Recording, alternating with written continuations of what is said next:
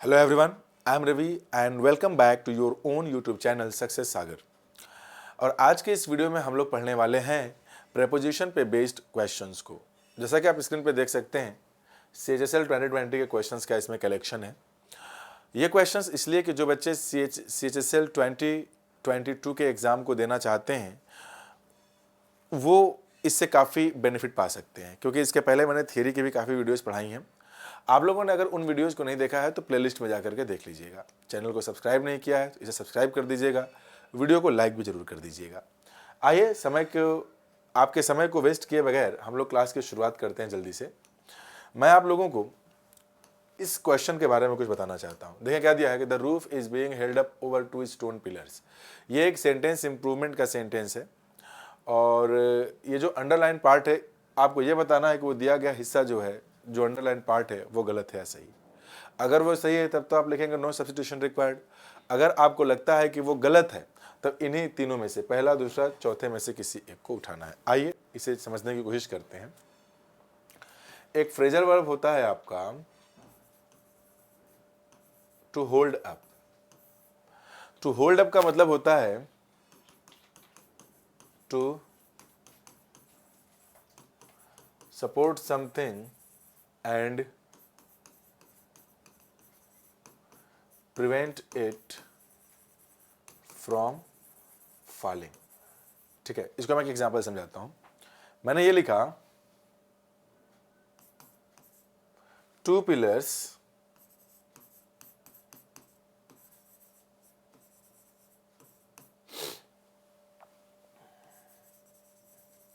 Hold up the roof.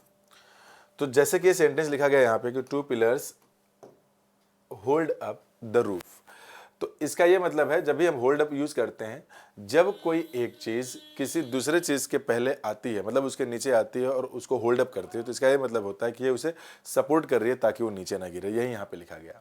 तो hold up तो आपका प्रेजेंट में है। इसका जो होल्ड वर्ड है, इसका जो सेकेंड फॉर्म है वो हेल्ड होगा और थर्ड फॉर्म भी हेल्ड होगा। तो इस सेंटेंस में अगर देखा जाए तो होल्ड अप के बाद ओवर आया हुआ है तो गलत है, ओवर आना नहीं चाहिए था।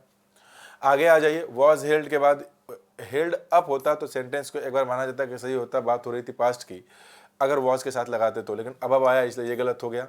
इस सेंटेंस में होल्ड अप ऑन आ गया इसलिए गलत हो गया, क्योंकि इसके साथ एक तो और भी बात है कि इसके साथ, एम के साथ या वॉज वर्ब के साथ, आर के साथ हम कभी भी वर्ब यूज करते हैं तो या तो आईएनजी फॉर्म में यूज करते हैं या तो थर्ड फॉर्म में यूज करते हैं। यहाँ पे कुछ भी नहीं है तो इसलिए ये भी गलत हो गया। ये ओवर था इसलिए वो गलत, तो ये गलत हो गया। ये इसलिए गलत हो गया क्योंकि अब आ गया सही क्या बन गया, ये सेंटेंस पैसिव वॉइस में लिखा गया है। इसी सेंटेंस में पैसिव वॉइस बनाएंगे तो क्या बनेगा, the roof is held up by two pillars. यहाँ पे जो बाय टू पिलर्स हैं वो इसे सपोर्ट कर रहे हैं। इस सेंटेंस में वो एजेंट का काम कर रहे हैं, इसलिए से इस सेंटेंस का जो सही ऑप्शन होगा वो होगा ऑप्शन नंबर 2। मैं ये उम्मीद करता हूँ कि आपको समझ में आ गया होगा। आइए अब इसके दूसरे एग्जाम्पल पर हम लोग आते हैं। Despite of being a close friend he did not help me in any way। ये एक एरर डिटेक्शन का सेंटेंस है। इस सेंटेंस को नीचे 4 पार्ट में लिखा गया है। इसमें बताना है एरर है कि नहीं, यानी कि 1 2 3 4, इसको 4 पार्ट्स कर दिए गए हैं। नो एरर नहीं लिखा है, इसका मतलब इसमें किसी न किसी पार्ट में एरर है। तो बड़ा ही आसान सा एग्जाम्पल है। एक प्रेपोजिशन होता है इन स्पाइट ऑफ। इसी प्रेपोजिशन का मतलब होता है डिस्पाइट। ठीक है, डिस्पाइट। इसे हिंदी में हम लोग कहते हैं के बावजूद। के बावजूद आप लोगों ने पढ़ा होगा, इसे पढ़ाया भी है, मैंने भी पढ़ाया है इसे। और अगर आपने वीडियो नहीं देखा है तो वीडियो देख लीजिए। तो चाहे आप इन स्पाइट ऑफ बोलिए चाहे आप डिस्पाइट बोलिए, बात बराबर है। तो इन स्पाइट लिखा है तो ऑफ लगाएंगे, डिस्पाइट लिखा है तो ऑफ का यूज नहीं करेंगे। इन दोनों ही प्रेपोजिशन को हम यूज करते हैं कॉन्ट्रास्ट शो करने के लिए। कॉन्ट्रास्ट यानी विरोधाभास, दो कॉन्ट्राडिक्टरी स्टेटमेंट को शो करने के लिए। तो यहाँ पे आप देखेंगे कि डिस्पाइट ऑफ के साथ बीइंग आया हुआ है, तो ये तो डिस्पाइट जब लग गया तो ऑफ का यूज गलत है। यानी कि इस सेंटेंस के जिस हिस्से में एरर है वो एरर है ऑप्शन नंबर 1 में। सेंटेंस होना चाहिए था despite being a close friend he did not help me in any way. आइए आगे बढ़ते हैं। इसमें 50 क्वेश्चंस का टारगेट है, मैं पूरा 50 क्वेश्चन करना है यहाँ। अब हम लोग आते हैं एग्जाम्पल नंबर 3 पे। The sports day events will be conducted from 3:30 PM and 5:30 PM on Saturday. तो आपको मैं बता दूं, जैसे कि फ्रॉम लगा है, तो फ्रॉम प्रेपोजिशन जब हम यूज करते हैं तो फ्रॉम यूज किया जाता है सोर्स बताने के लिए।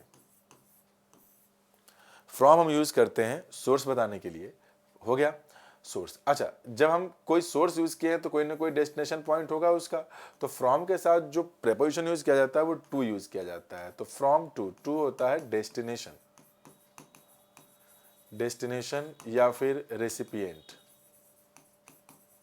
ठीक है।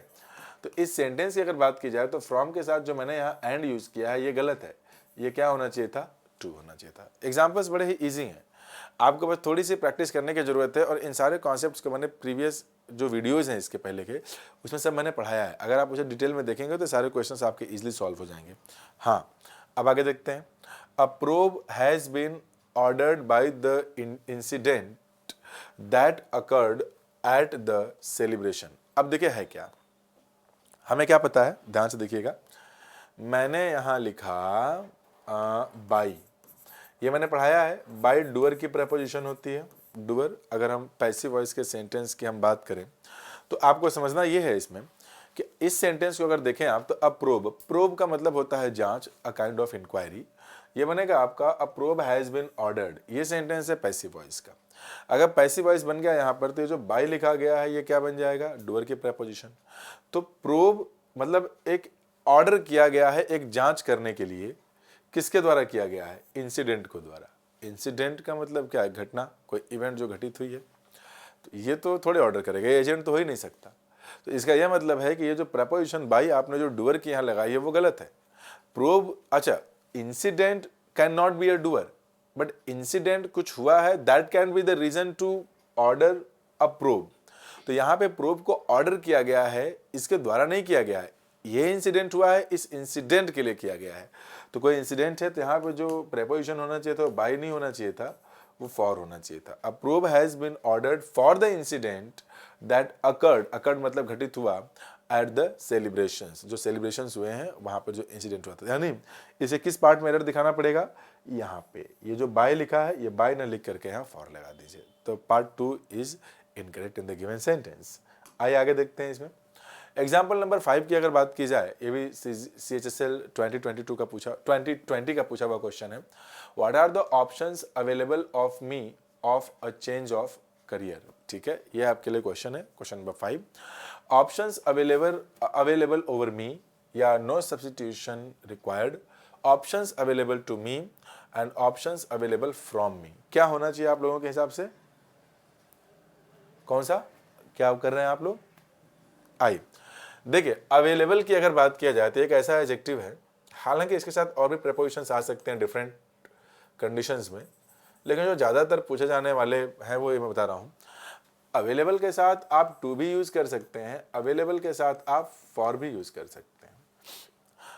Available is followed bye preposition to if preposition to is followed by somebody, available to somebody, available for something, मतलब अगर कोई चीज है तो अवेलेबल फॉर समथिंग होगा, कोई काम करना है तो उस चीज के लिए कोई दूसरी चीज अवेलेबल है जो कि आप यूज कर सकते हैं। अवेलेबल टू समबडी का मतलब यह है कि कोई चीज अवेलेबल है, इस चीज को ये बंदा यूज कर सकता है। समझ में आ गई बात, ठीक है। तो इसका सही ऑप्शन होना चाहिए था option number 3। The energy, question number 6, the energy required for perform various functions of the body is obtained from food. अब इस सेंटेंस को अगर आप देखें तो आपको क्या समझ में आएगा, मैं बताता हूं। सबसे पहली बात यह है कि फॉर एक प्रेपोजिशन है।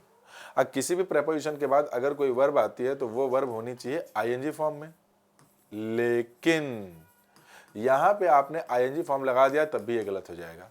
पता है क्यों, क्योंकि रिक्वायर्ड अगर कोई चीज है तो रिक्वायर्ड के बाद हम ING form of the verb use नहीं करते, रिक्वायर्ड के बाद हम इंफिनिटिव यूज करते हैं। This is required to complete the work, तो required is followed by infinitive, required is followed by infinitive.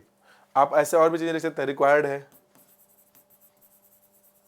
Impossible है, वांट वर्ब है, विश है, इजी, हार्ड,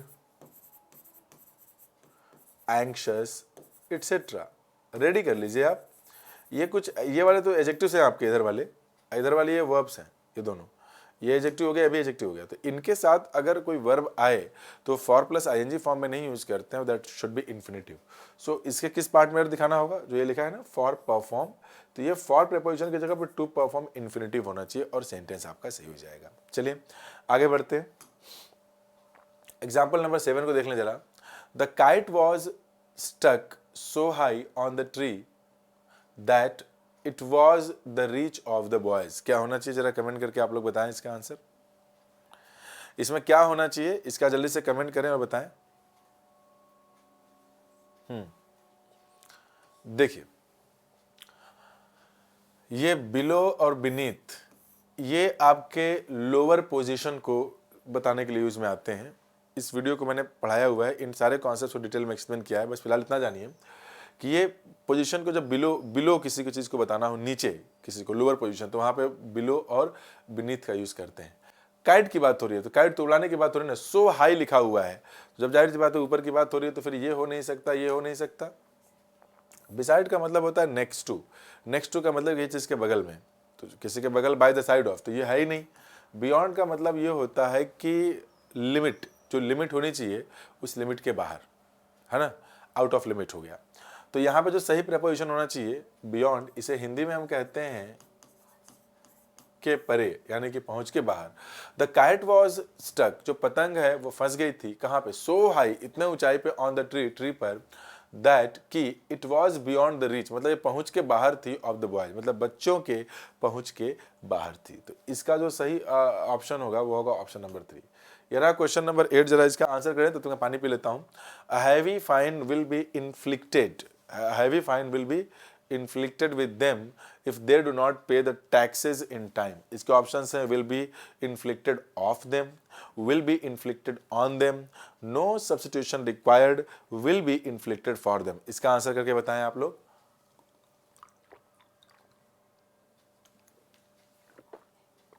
आइए देखते हैं, मैं समझाता हूं। इन्फ्लिक्ट के साथ हम प्रेपोजिशन ऑन का यूज करते हैं। जो इन्फ्लिक्ट वर्ब है इसके साथ हम प्रेपोजिशन ऑन का यूज करते हैं। इन्फ्लिक्ट ऑन मतलब जब हम किसी को मान लेते हैं कोई पनिशमेंट देना चाहते हैं, टैक्स वगैरह हो गया, फाइन लगा दिया किसी के ऊपर, तो इन्फ्लिक्ट ऑन अगर हमने यूज किया तो इसका ये मतलब है कि हम उस बंदे को इस पर्टिकुलर जो फाइन लगा हुआ है या जो टैक्स लगा हुआ इसे सफर, मतलब क्या हो जाएगा, टू सफर फ्रॉम इट, परेशान होना, टू सफर फ्रॉम इट। तो इन्फ्लेट के साथ सबसे पहली बात तो ये कि प्रेपोजिशन ऑन चाहिए, ये विद का यूज गलत है, ऑफ का यूज गलत है, और अच्छा जब वही गलत हो गया तो ये गलत हो गया, फॉर तो आएगा नहीं, सही ऑप्शन क्या बनेगा, विल बी। यानी a heavy fine will be inflicted on them, will be inflicted on them का मतलब क्या बन गया कि उनके ऊपर ये फाइन लगा दिया गया है, यानी कि अब वो इसके सफर करेंगे इफ दे डू नॉट पे द टैक्सेस इन टाइम, अगर टैक्स को टाइम पे नहीं करेंगे। चलिए एग्जाम्पल नंबर 8 हो गया, आगे देखते हैं। Example number 9, there is constant friction between the executive members of the association. अभी कोई एक पर्टिकुलर एसोसिएशन है, उस एसोसिएशन की अगर आप बात कर रहे हैं तो उसमें मेंबर्स 2 तो होंगे नहीं, मेंबर्स तो ज़्यादा होंगे। तो ये जो एग्जीक्यूटिव मेंबर्स हैं ये 2 से ज़्यादा हो गए, जब 2 ज़्यादा हो गए तो यहाँ पे बिटवीन न लगा के क्या लगाना पड़ेगा, अमंग। तो इसे किस पार्ट में एरर होना चाहिए था, option number 3, it means between should be replaced with among. आइए आगे देखते हैं इसमें। Example number 10, the interview will be conducted by 9 AM till 11 AM। जरा देखिए तो क्या होगा यहाँ पे, इंटरव्यू का ड्यूरेशन दिया गया है 9 और 11। क्या आपको ऐसा नहीं लग रहा कि ये 9 जो है स्टार्टिंग पॉइंट है तो सोर्स पॉइंट हो गया, और ये एंड पॉइंट है तो ये क्या बन गया, डेस्टिनेशन पॉइंट हो गया आपका। तो ये दोनों, तो ये सोर्स एंड इसको रेफर करने के लिए क्या लगाते हैं, फ्रॉम एंड टू। तो जब फ्रॉम एंड टू की बात करेंगे तो ऑप्शन क्या बन जाएगा, ऑप्शन नंबर 1। ऑप्शन नंबर जो 1 होगा वही सही ऑप्शन होगा। मुझे लगता है आपको समझ में आ रहा होगा क्योंकि सारी चीज़ें मैंने ऑलरेडी पढ़ाया हुआ है पिछले वीडियोज़ में, जो थ्योरी की वीडियोज़ रही हैं। Question number 11 and question number 12 जरा आंसर करें। Please refrain to going out without a face mask. Thousands of people in Telangana are employed on the granite companies।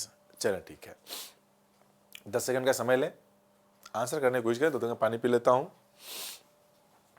आइए, आप लोगों को एक बात समझ में में आई होगी। वो बात यह है कि क्वेश्चन नंबर 11 को अगर देखें आप,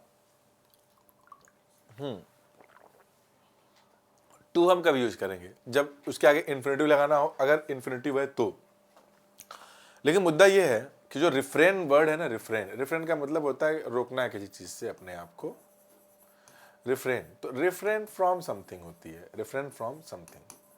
रिफ्रेन फ्रॉम समथिंग का मतलब अपने आप को किसी चीज से रोकना है। तो refrain is followed by preposition from.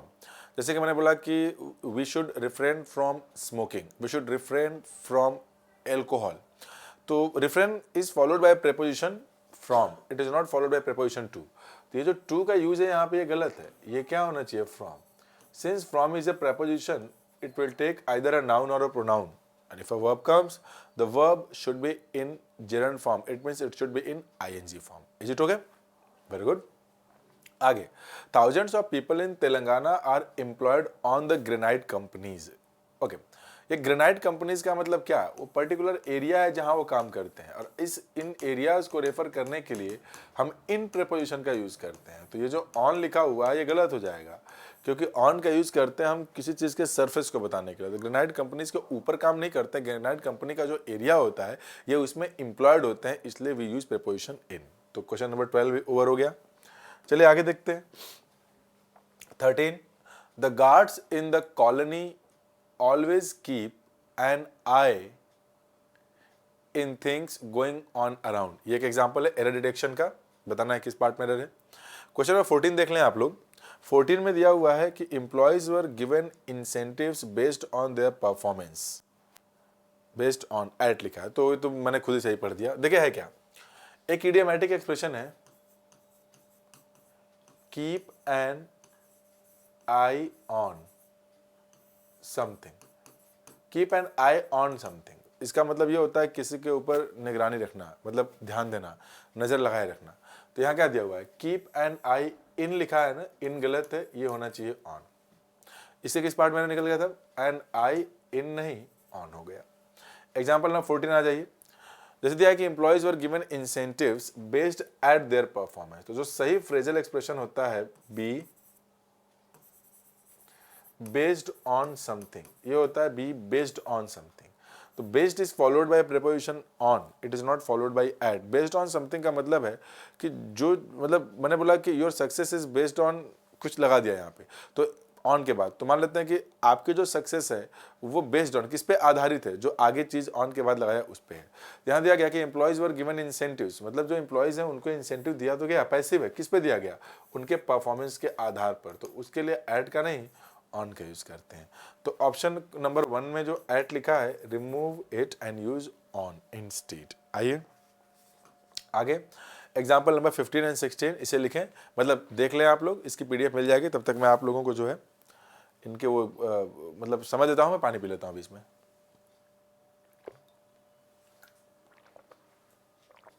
आइए देखा जाए।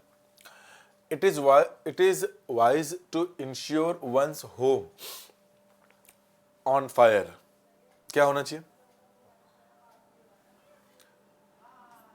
इंश्योर समथिंग अगेंस्ट समथिंग, मतलब insure is followed by preposition against. इसका ये मतलब है कि इस चीज को इससे सुरक्षित रखना, प्रोटेक्ट करना। To protect something from this particular thing, यानी इस चीज को इससे बचाना, अगेंस्ट का मतलब तो बीमा करना इसका मतलब है। तो insure is followed by, sorry not from, against. तो इसमें कहीं अगेंस्ट है क्या?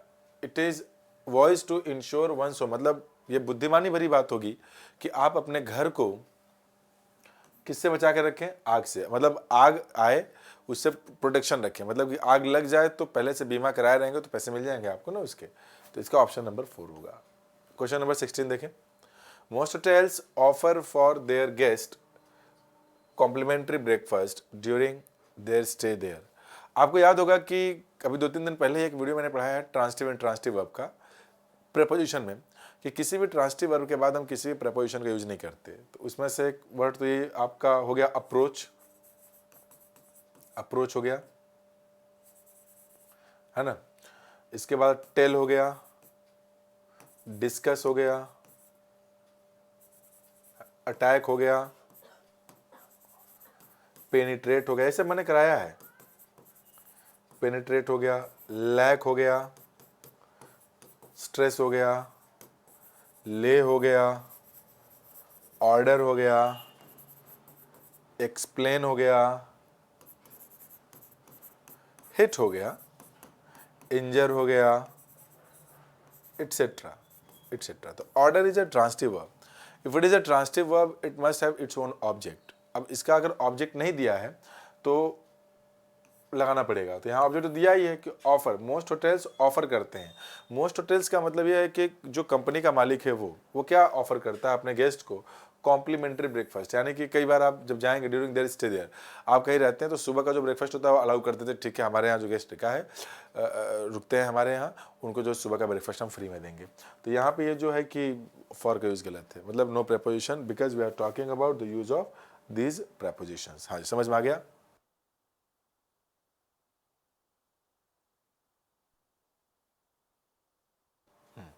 अब ये हो गया आपका काम। तो यहाँ पे रही चीज़, अरे मैंने ध्यान नहीं दिया यहाँ पे कि ये ऑफर है, तो offer is also a transitive verb. तो अगर ये ट्रांसिटिव वर्ब दिया हुआ है यहाँ पर, तो इस ट्रांसिटिव वर्ब का मतलब ये निकल गया होगा कि इसके बाद कोई प्रीपोजिशन का यूज नहीं किया जाएगा। आगे आइए, ये सारी चीज़ें मैंने पढ़ाया हुआ है, इसलिए मैं जल्दी इसमें एक्सप्लेन कर रहा हूँ ताकि आपका समय बचे। अगर आपने 6 या 7 वीडियोज़ हैं इसके जो जिसमें मैंने थ्योरी पढ़ाई है 1-1 घंटे की, अगर आपने उन्हें प्रॉपरली पढ़ा हुआ है तो फिर इन्हें समझना आपको आसान हो जाएगा, दिक्कत आपको नहीं होगी। चलिए देखते हैं जरा आगे इसमें एग्जाम्पल नंबर 17। और सारे के सारे क्वेश्चन सीजल 2022 प्रीवियस ने पूछे हुए हैं। इसके बाद जो वीडियो बनाऊंगा मैं, एक और वीडियो बनेगी करीब 100 क्वेश्चन की प्रैक्टिस कराऊंगा मैं, उसमें सीजीएल बोल रहा हूँ मैं, CHSL 2021 के क्वेश्चंस भी देखने को मिलेंगे पूरा। तो जो लेटेस्ट क्वेश्चंस आए हैं वो, और मिसलिनियस जो हर एक एग्जाम में है वो, उन सबको मिला के मैं करा रहा हूँ। तो अभी फिलहाल देख लेते हैं ये। We have been waiting for you for since 2 hours। आपको पता होगा फॉर यूज किया जाता है ड्यूरेशन बताने के लिए, और सिंस यूज करते हैं टाइम के पॉइंट को, to refer to the point in time. Now let us understand this. We have been waiting here for you, 2 hours is a duration, so we can not use since over here, here will use for. आसान था, तो इसमें substitution वाला question था, तो कौन सा choose करेंगे इसे, for 2 hours, option number 2। Question number 18 देख लें। fermented vegetables can be stored for about a year without going bad। क्या होना चाहिए भाई, preposition ING form, going bad मतलब खराब हो जाना। तो इसमें नो एरर है, ये सेंटेंस बिल्कुल सही है, ये सेंटेंस बिल्कुल सही है, इसमें कोई दिक्कत वाली बात नहीं है एग्जैक्टली। चले आगे बढ़ते हैं। तो CHSL 2020 का जो पेपर हुआ था उसमें प्रेपोजिशन के सिर्फ 18 क्वेश्चंस ही आए थे, वो सारे क्वेश्चंस मैंने आपको करा दिया, मतलब ग्रामर से रिलेटेड।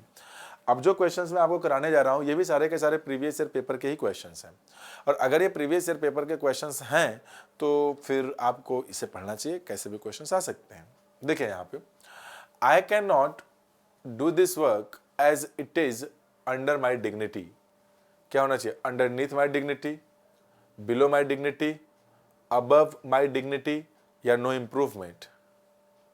क्या होना चाहिए बताइए जरा, सोच लीजिए आप लोग एक बार।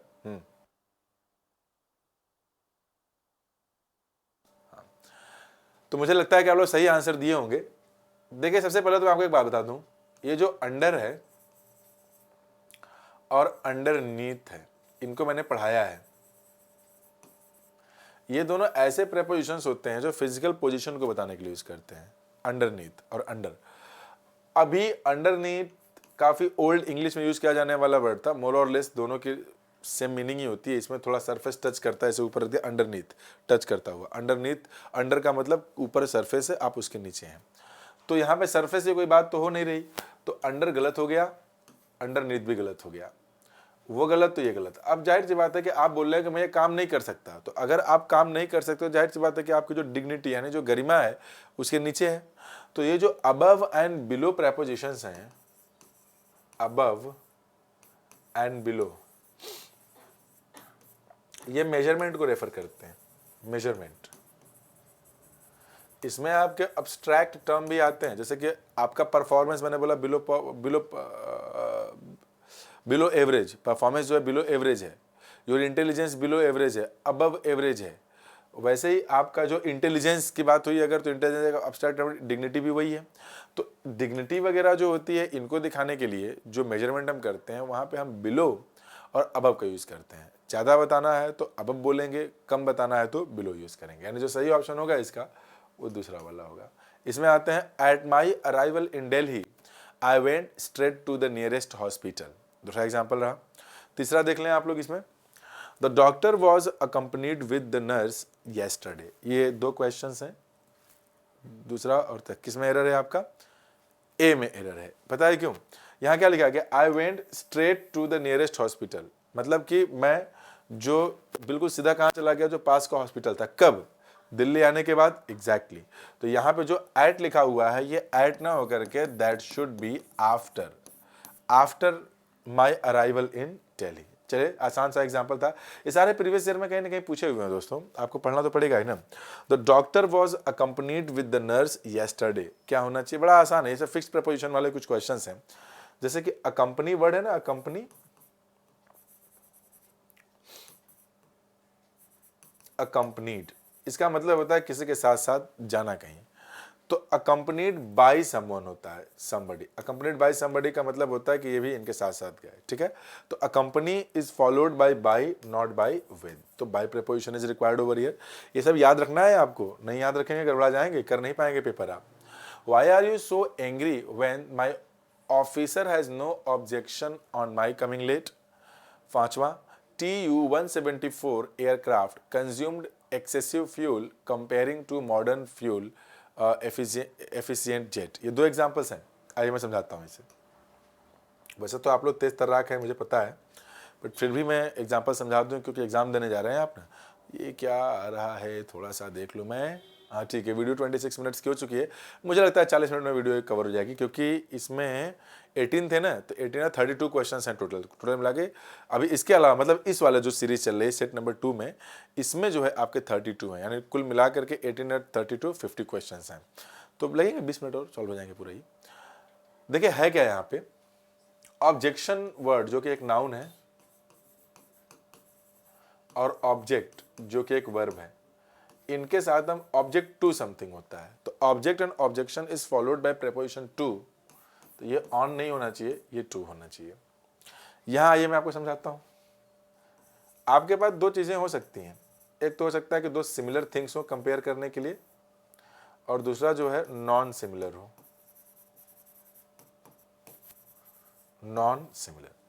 तो कंपेयर्ड अगर आपने वर्ड यूज किया है तो कंपेयर्ड के साथ आप विद भी यूज करते हैं, कंपेयर्ड के साथ टू भी यूज करते हैं। तो अगर सिमिलर थिंग्स में कंपैरिजन हो रहा है तो कंपेयर्ड के साथ आप विद यूज करेंगे। अगर नॉन सिमिलर थिंग्स आपने यूज किया है तो वहां पे आप कंपेयर्ड के साथ टू का यूज करेंगे, नॉन सिमिलर थिंग। जैसे मैं यहां पे दो एग्जांपल देता हूं, लिख देता हूं यहीं पे, Ram is compared to Shyam. तो यहां मैंने बोला सिमिलर है तो विद लगाए कंपेयर्ड के साथ, तो राम भी एक ह्यूमन बीइंग है और श्याम भी एक ह्यूमन बीइंग है, दोनों के दोनों ह्यूमन बीइंग है तो सेम फैमिली के हो गए, सिमिलर हो गए। तो सिमिलर हो गया तो यहाँ पे टू का नहीं यूज करेंगे, विद का यूज करेंगे। लेकिन मान लो सेंटेंस ऐसा रहा होता है कि Ram is compared to the sun, तब ये सेंटेंस होता है, ये सन का मतलब है सूर्य, राम को सूर्य से कंपेयर किया जाता है, मतलब उसकी प्रतिभा इतनी ज्यादा है कि जैसे सूर्य चमकता है वैसे वो चमकता हुआ दिखाई देता है। तो अब यहाँ पे क्या है कि Ram is compared with Shyam, और यहाँ क्या बन जाएगा, Ram is compared to the sun. तो सिमिलर रहेंगे, सेम कैटेगरी के रहेंगे तो विद लगाइए कंपेयर्ड के साथ, अलग अलग कैटेगरी रहेंगे तो टू लगाइए। जैसे इस सेंटेंस में देखें, TU-124 aircraft, it is a type of aircraft, consumed excessive fuel comparing to modern fuel efficient jet। वो भी एक टाइप का जेट ही है, ये भी जेट ही है, सेम कैटेगरी हो गई, सेम फैमिली हो गई, सेम हो गया, तो कंपेयर्ड विद ऑप्शन नंबर 1, ठीक है। तो मैं उम्मीद कर रहा हूं कि आप लोग भी बिल्कुल सही आंसर ही कर रहे होंगे। अच्छा ये हटा नहीं क्या, आगे देखते हैं।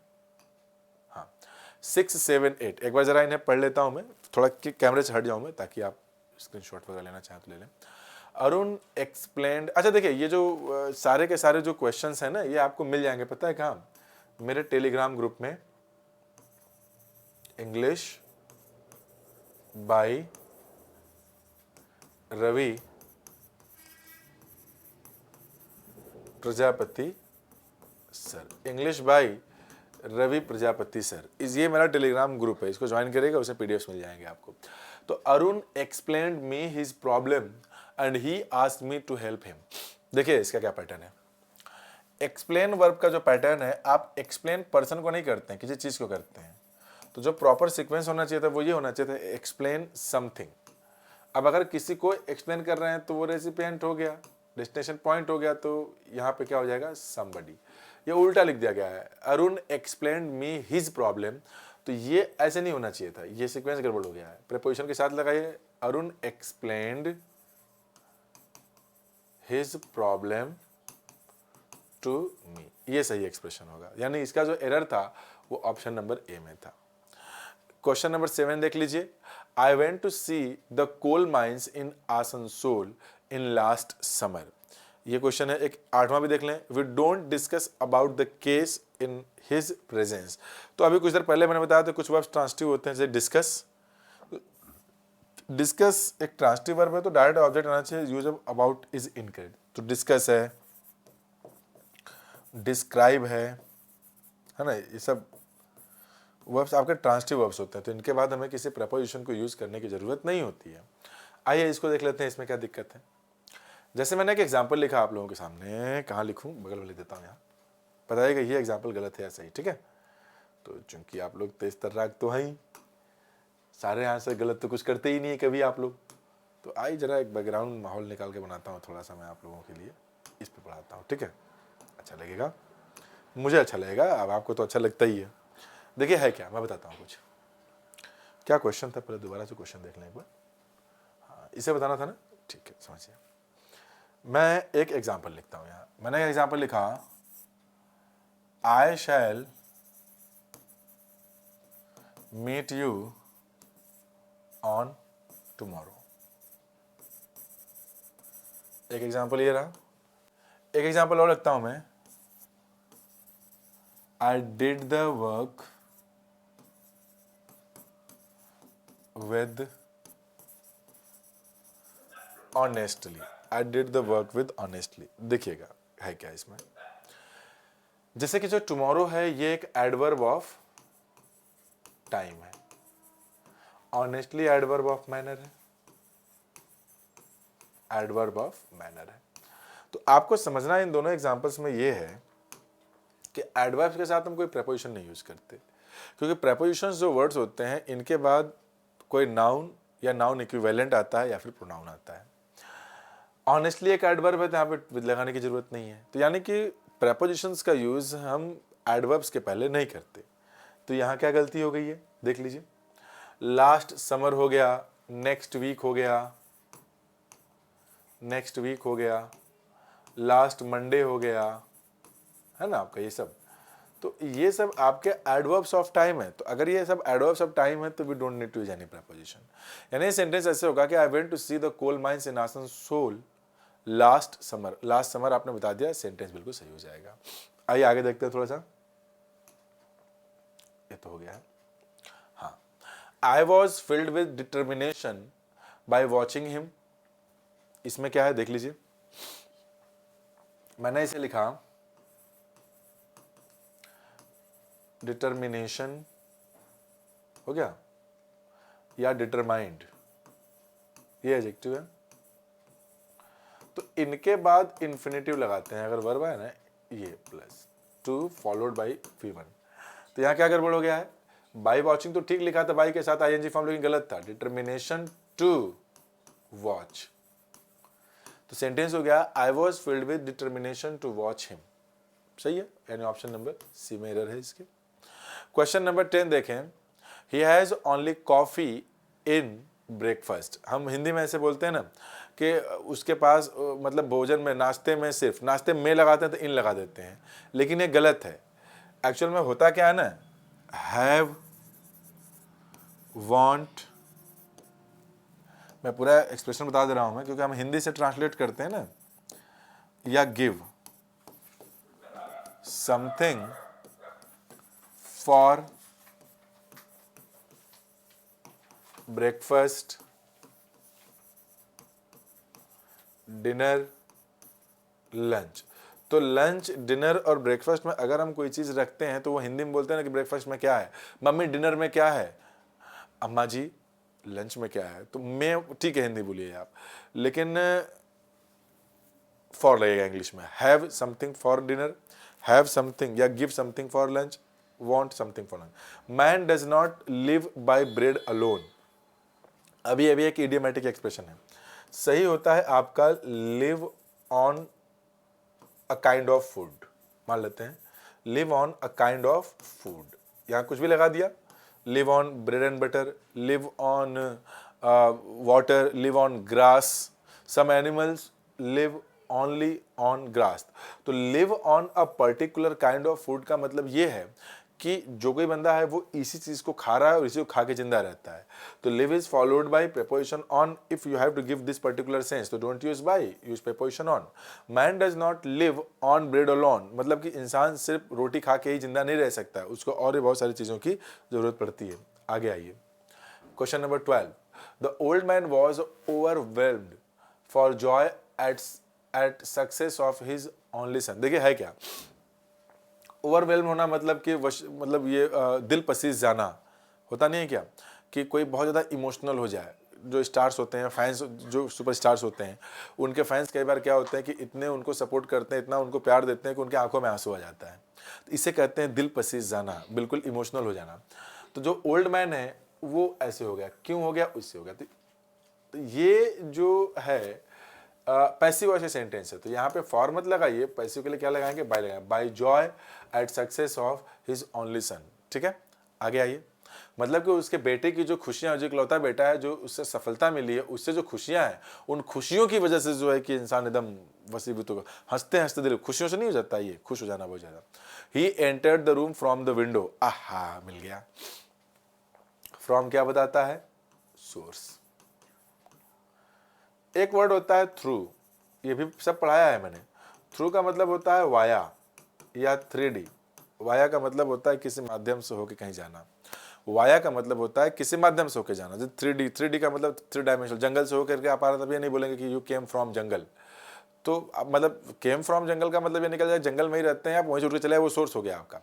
केम थ्रू जंगल का मतलब है कि रहते कहीं और है, सोर्स कुछ और रहेगा, जंगल से होकर के आए, गाँव से होकर के आए, तो थ्रू। तो यहाँ पे टनल, टनल होता है ना ट्रेन, ट्रेन किसी टनल से निकल के आया, तो टनल क्या हो गया, माध्यम हो गया। तो ही एंटर्ड द रूम, तो क्या है, किसी माध्यम से आया, खिड़की से कूद के आया, है कि नहीं आपका। जो बीच बजरिया तूने मेरी पकड़ी बैया, मैं सबसे बोल दूंगी, जो रात में आएगा मेरे घर, तो थ्रू, खिड़की दरवाजे तो बंद ही रहते हैं, इसे निकल के आते हैं, थ्रू होगा। तो प्रेपोजिशन थ्रू का यूज किया जाएगा यहाँ पे। और आप लोग देखिए इसे, a brave man should always be loyal for his own country. मैं चाहूंगा इसका आंसर आप करें। देखें, ये सारी बातें मैंने पढ़ाई हैं आप लोगों को। आपको याद होगा कि एक वीडियो में मैंने बताया था कि जो टू है ये डेस्टिनेशन को बताता है ना। ये टू या तो रेसिपिएंट को बताता है, रेसिपिएंट। अब समझिएगा, ये लॉयल एक एडजेक्टिव है, लॉयल। अगर मैं बोलता हूं कि आप लॉयल हैं, तो लॉयल का मतलब क्या निकल गया कि आपके अंदर लॉयल्टी है। तो वो लॉयल्टी खुद के लिए होगी या किसी और के लिए होगी, जाहिर सी बात है किसी और के लिए होगी। आपने बोला कि मैं लॉयल हूं, तो अपने लिए तो हर एक आदमी लॉयल होता है। आपने बोला लॉयल है, यानी कि आपके अंदर लॉयल्टी है, तो कोई दूसरा बंदा होगा जो कि रेसिपिएंट होगा। तो लॉयल के साथ हमने क्या लगाया, उस रेसिपिएंट को दिखाने के लिए प्रीपोजिशन टू। समझ में आया, लॉयल के साथ प्रीपोजिशन टू क्यों लगाते हैं, लॉयल टू समबडी। अच्छा, ऐसे ही अगर आप गुड हैं तो आपके अंदर गुडनेस होगी। तो अगर आपके अंदर गुडनेस है तो खुद के लिए, किसी और के लिए, जाहिर सी बात है किसी और के लिए होगी। अगर किसी और के लिए होगी तो जाहिर सी बात है कि वो रेसिपिएंट होगा। आप जेनरस हैं, ये सब कराया है मैंने, जेनरस हैं तो आपके अंदर जेनरोसिटी होगी, तो उदारता होगी। जेनरस मतलब उदार होना, जेनरोसिटी मतलब उदारता। तो उदारता तो किसी और के लिए होगी ना, तो वो बंदा रेसिपिएंट होगा, इसलिए इनके साथ क्या लगाएंगे, टू लगाएंगे। ओबीडिएंट है तो ओबीडियंस होगा, तो ओबीडिएंट टू समबडी। ठीक है, तो लॉयल है, गुड है, जेनरस है, ओबीडिएंट है, तो ये आपको पूरा ध्यान देना है। तो यहाँ पे जो लॉयल के साथ यहाँ फॉर लगा हुआ है ये गलत है, इज ओन कंट्री, तो लॉयल टू समबडी हो गया। आया, ऑनेस्ट है, अगर आप ऑनेस्ट हैं तो एक बात होता है कि आपके अंदर ऑनेस्टी होगी, ये ऑनेस्टी किसी और के लिए होगी, तो वो बंदा रेसिपिएंट है, अगर वो रेसिपिएंट है तो प्रीपोजिशन टू लगाइए उसके लिए। आइए आगे बढ़ते हैं, और 15 क्वेश्चन है, ज़्यादा नहीं है। इसके बाद please send this parcel at my new address. देखिए सेंड है, सेंड, सेंड समथिंग, अगर कहीं भेज रहे हैं आप किसी के एड्रेस पे, टू somebody और some place, some place, तो जहां आप भेज रहे हैं वो डेस्टिनेशन हो गया, और डेस्टिनेशन को दिखाने वाला जो प्रेपोजिशन है वो एट नहीं होता है, वो क्या होता है, वो टू होता है। ठीक है, इस बात को ध्यान दीजिएगा। Ahmad was proud, proud is followed by preposition of, so the use of for is incorrect, use preposition of. Ahmad was proud of his achievement in the field of sports, यानी कि जो खेल का जो एरिया है, अहमद उसमें क्या है, वॉज, जो भी अचीवमेंट उसको मिला है उस पर वो गर्व महसूस करता है। तो proud is followed by preposition of, you have to learn this by heart. देखिए, he jumped in the river, he jumped in the river to save the drowning child. तो ड्राउनिंग चाइल्ड का मतलब क्या हो गया, डूबता हुआ बच्चा। ठीक है, तो जंप देखिए है क्या, इन सिर्फ एरिया बताता है, ये सब पढ़ाया हुआ है। इनटू जो है ये मोशन बताता है, मतलब बाहर से अंदर। जो इनटू है ये क्या बताता है, ये सिर्फ मोशन बताता है, बाहर से अंदर का मोशन। तो जंप किया है, तो जंप किया है कहां पे, रिवर में, तो रहा तो बाहर ही होगा, तो बाहर से अंदर आ गया, तो यहां पे जो इन प्रीपोजिशन है ये गलत है, ये क्या बन जाएगा, इनटू। आगे बढ़ते हैं इसमें। I know that if the animal was at home in that moment, it would probably be sound asleep। चलो देखिए है क्या, at that moment, ये phrases हैं, बिल्कुल उसी क्षण, at this moment, बिल्कुल इसी क्षण। तो ये जो इन लगा ये गलत है, at that moment दिया हुआ है ऑप्शन नंबर ए में। ये सारे के सारे क्वेश्चंस किसी न किसी एग्जाम में प्रीवियस ईयर में आए हुए हैं, और आपको जो है ये डिटेल में पढ़ना पड़ेगा, नहीं पढ़ेंगे तो गड़बड़ा जाएंगे। ठीक है, तो पता तो करना ही पड़ेगा ना आपको क्या करना है इसमें। चलिए आइए जरा आगे देखते हैं। They blamed their teachers of their poor performance. ठीक है, they blamed their teachers of their poor performance in the board examination. हाँ, तो ब्लेम वर्ब का जो है स्ट्रक्चर देख लीजिए क्या है भाई, ब्लेम somebody फॉर समथिंग, या तो ये करिए, या फिर ब्लेम something on somebody। तो blame your teacher for their failure, blame their failure on their teacher। तो अब टीचर पहले आ गया तो यहाँ पे ऑफ नहीं आएगा, जो देयर पुअर परफॉर्मेंस में यहाँ पे क्या लगाना पड़ेगा, फॉर लगाना पड़ेगा। तो they blamed their teachers for, they blamed their teachers for their poor performance in the board exam। ठीक है, मैं उम्मीद करता हूं ये एग्जांपल्स आप लोग समझ रहे होंगे। आइए आगे बढ़ते हैं, इसमें ज्यादा नहीं 10 एग्जांपल और हैं, हो जाएंगे, इनकी प्रैक्टिस कर लीजिए, पेपर में क्या आएगा हमें क्या पता।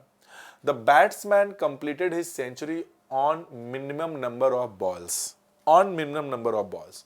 जो सही फ्रेज होता है वो होता है in minimum number, in minimum और मैक्सिमम,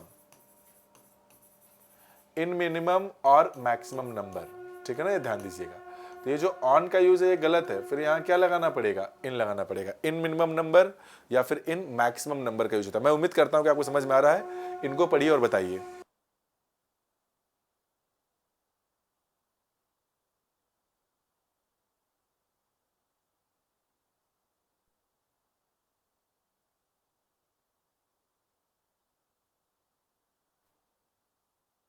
इसका आंसर करें आप लोग।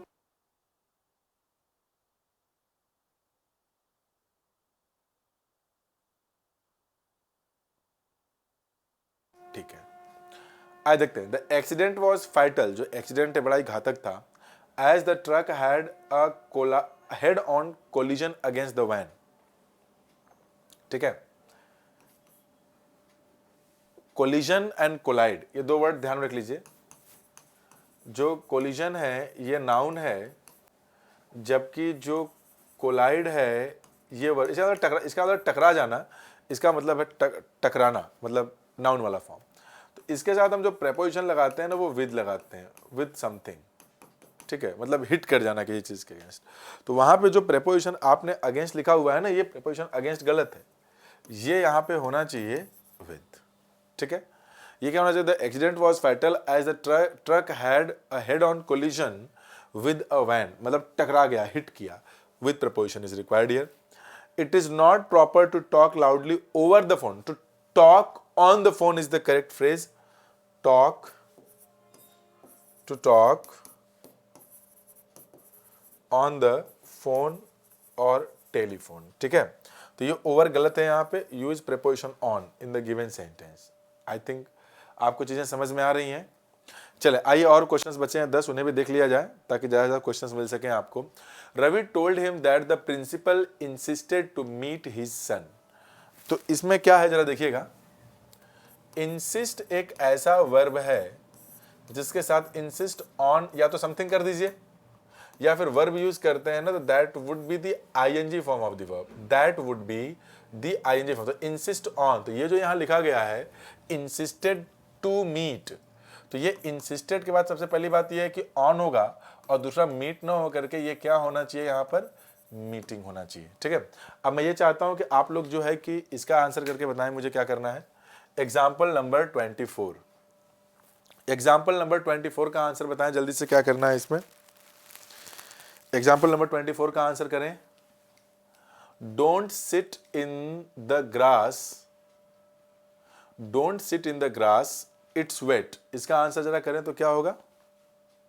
हाँ जी करिए, don't sit in the grass, इसका आंसर करें और बताएं क्या करना है इसमें। आपको पता होगा कि जो ग्रास है वो जमीन पे होगी, तो ग्रास में नहीं बैठते हैं, ग्रास के ऊपर होते हैं आप। और अगर आप ग्रास के ऊपर होते हैं तो जाहिर सी बात है कि सरफेस की बात हो रही है, सरफेस के लिए ऑन का यूज करेंगे तो अच्छा नो एरर है ना, यहाँ पे ये ऑन गलत, इन गलत है, यहाँ पे क्या होना चाहिए, ऑन होना चाहिए। आइए जरा आप आगे बढ़ते हैं। इसमें दिया है I gave to Sana the keys, I gave the Sana to keys, इसका आंसर करें और बताएं क्या करना है। क्या होगा, option number A I gave, या आई गेव टू द, या फिर आई गेव द, क्या बनेगा इसमें, जल्दी से कमेंट करें और बताएं। वीडियो कैसी लगी कमेंट करके जरूर बताइएगा आप लोग इसे। देखिए मैं बताता हूं, जो गिव है ना, गिव ये एक डाई ट्रांसिटिव वर्ब है। तो इसमें क्या होता है, गिव समबडी समथिंग, एक तरीका तो ये है इसको लिखने का, और एक तरीका और हो सकता है इसको लिखने का, गिव समथिंग टू समबडी। अभी वहां पे जो सना लिखा है ना, that is the name of a person, that is the name of a girl. तो इसको लिखने का एक तरीका है, जैसे चाबियों की बात हो रही है ना वहां पे कीज की, तो इसे ऐसे भी लिख सकते हैं कि गिव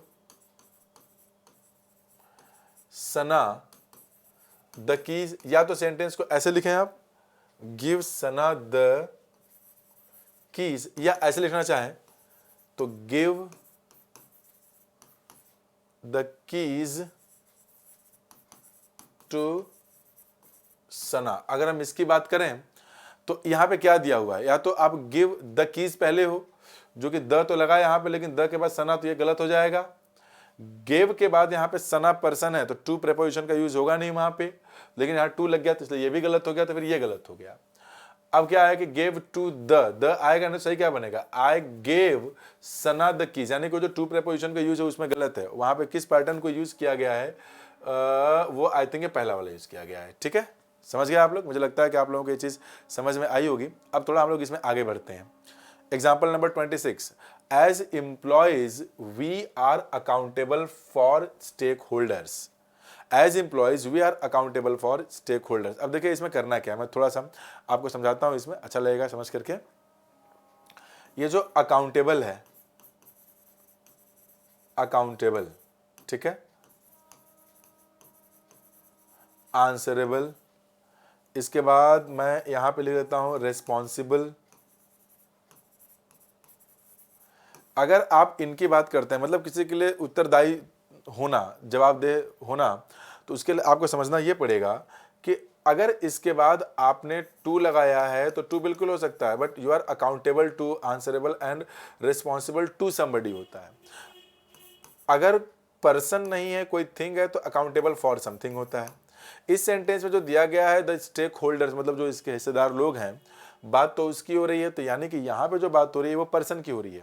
अगर यहाँ पे बात पर्सन की हो रही है तो अकाउंटेबल टू होना चाहिए था। ये क्या बनना चाहिए था? As employees we are accountable to the stake holder. तो मैं जहाँ तक समझ पा रहा हूँ आप लोग ये समझ गए होंगे सारे के सारे एग्जाम्पल्स। और आइए और एग्जाम्पल देख ले जाए यहाँ पे। The teacher advised to the students to borrow a book from the library within 3 days। अब देखिए यहाँ क्या समझना है हमें। द टीचर एडवाइज्ड, तो आपको पता होना चाहिए कि एडवाइज, टेल, आस्क, ऑर्डर, ये हमारे ट्रांजिटिव वर्ब्स होते हैं। अगर ये ट्रांजिटिव वर्ब्स होते हैं तो इनके बाद हमें कोई प्रेपोजिशन लगाने की जरूरत नहीं पड़ती है। We advise somebody, we tell somebody, we ask somebody, we order somebody. हम डायरेक्ट यहाँ पे समबडी यूज करते हैं, टू का यूज नहीं करते, तो ये टू का यूज गलत था। यहाँ आ जाइए। The teacher said that the building adjacent with his house needed repair. मतलब एडजेसेंट की अगर बात करें तो इसका मतलब होता है सटा हुआ। तो एडजेसेंट टू जिससे भी सटा हुआ होगा, ये somebody something जो भी लगाना लगा दीजिए, तो वो डेस्टिनेशन पॉइंट हो जाएगा। जब वो डेस्टिनेशन पॉइंट हो गया तो इसके लिए फिर क्या लगाना पड़ेगा वहां पे? To preposition. तो यानी एडजेसेंट के बाद ये जो विद प्रेपोजिशन यहाँ लगा हुआ है ये गलत है। एडजेसेंट टू हिज हाउस ये होना चाहिए सेंटेंस में, ठीक है। एक और देखते हैं। He came despite of his busy schedule. His busy schedule, अभी कुछ देर पहले हमने देखा था कि डिस्पाइट के साथ ऑफ लगाते नहीं है, तो या तो डिस्पाइट के बाद ऑफ हटाइए या उसी जगह इन स्पाइट ऑफ लगाइए वही मीनिंग के लिए। तो यहाँ जो सही बनेगा आपका वो क्या बनना चाहिए? ये इन स्पाइट ऑफ, यानी कि ऑप्शन नंबर 19 का क्या हो जाएगा? 29 का हो जाएगा सी। अब हम यहाँ आते हैं, बस ये 3 एग्जाम्पल्स और हैं। The students were awaiting for the arrival of the chief guest, इसी की बात हो रही है। तो ये बड़ा आसान है। अवेट का मतलब इंतजार होता है, ये ट्रांजिटिव वर्ब होता है। तो await is equal to wait for, await is equal to wait for. अब या तो आप अवेट यूज करिए, फॉर मत लगाइए। अगर फॉर यूज करना चाहते हैं तो वेट लगाइए। तो यहाँ पे अवेटिंग वर्ब है ही, तो प्रेपोजिशन हटा देते हैं, क्या जरूरत है? तो यहाँ से हम लोग इस फॉर प्रेपोजिशन को हटा दे रहे हैं और ये सेंटेंस आपका ग्रामेटिकली सही हो जाएगा। People who live in glass houses should not throw stones है, यही है ना हमारा सेंटेंस। अब क्या है? ग्लास हाउसेज में, जिनका घर मतलब शीशे का होता है, उन्हें पत्थर नहीं फेंकना चाहिए। तो घर क्या हो गया? एरिया हो गया। घर के ऊपर तो कोई रहेगा नहीं। ऑन, इन, एरिया की बात हो रही है। You live in a house, तो ये क्या होना चाहिए यहाँ पे? In. People who live in glass houses, ठीक है। आइए एक और एग्जाम्पल लास्ट देख लेते हैं इसे। The library members were asked to return back the books, to भी लगा हुआ है यहाँ पे, देख लें इसे आप, टू द लाइब्रेरी, ठीक है। अभी है क्या इसमें? रिटर्न में देखिए री लिखा है ना, रिटर्न। तो जिन भी वर्ड्स में री लगा होता है उस री का मतलब ही होता है बैक। तो जब बैक ऑलरेडी उसमें छिपा हुआ है तो ये बैक प्रेपोजिशन का यूज गलत है। समझ में आ गई? ये बैक यहाँ पे जो लिखा गया है ये गलत लिखा गया है। तो मैं आपको बता दूं, ये रहे हमारे 32 क्वेश्चंस, ये 18 क्वेश्चंस इसके पहले किए थे आज के वीडियो में। तो ये पूरे 50 क्वेश्चंस का कलेक्शन है और मैं ये उम्मीद करता हूं आपको समझ में आया होगा। ये वीडियो कैसी लगी इसको कमेंट करके आप लोग जरूर बताइएगा।